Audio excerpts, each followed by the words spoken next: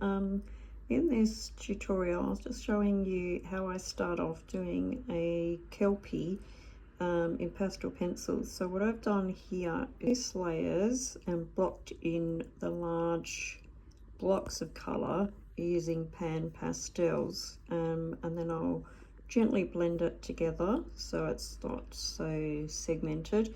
And what I do after that is then I start using the pastel pencils.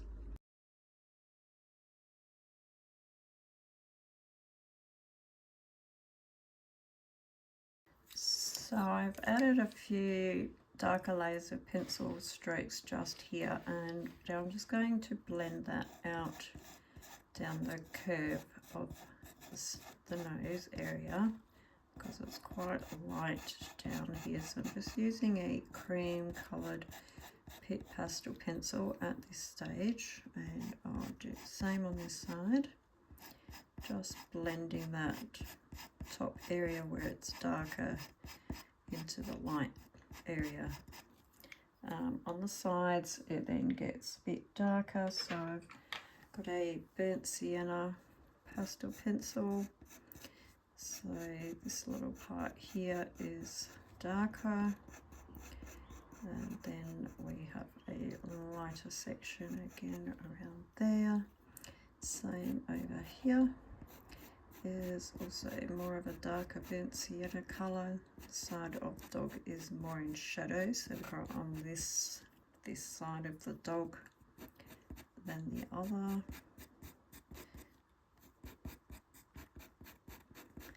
And I'll continue working that way. It's a bit darker there. Again, the section here is darker. This area here is where the darker browns blend into the black sections, or they will be black. Same here is really dark brown, so I'll just intensify that side. When I've done a few layers or applications of pencil, I'll get out my little brush and then I'll just soften that and then blend it together, and then I continue on in much the same process, just building up layers and colours after that. Okay, so I have added some black here, so I now have a very light grey pastel pencil. So I'm just going to go back now and try and add back some of the highlights where the sun's catching the fur, only so I don't lose them or lose the shape, which you can do really easily if you're not careful, because sometimes the shapes tend to blend together and then you have momentarily lost the section that you were keeping as a lighter area. I'll also go back in then.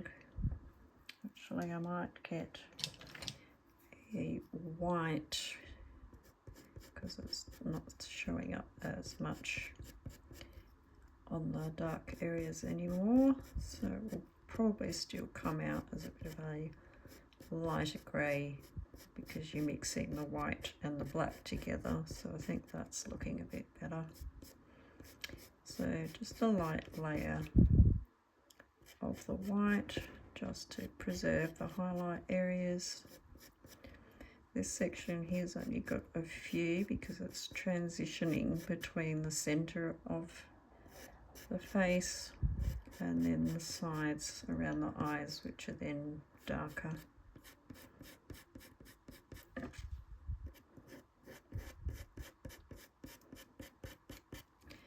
When I've done that, I'll go back with the black, adding some more details, especially this area where it's a bit of a blend of the light and the dark, so it gets darker towards the inner section here. So I'll keep that dark. Looking at your reference photo, obviously. This section here is quite dark, and then it goes into an area where the sun's catching some of the fur in the middle section here. So I'm just going to add a few of the darker shades in here just to work on that area.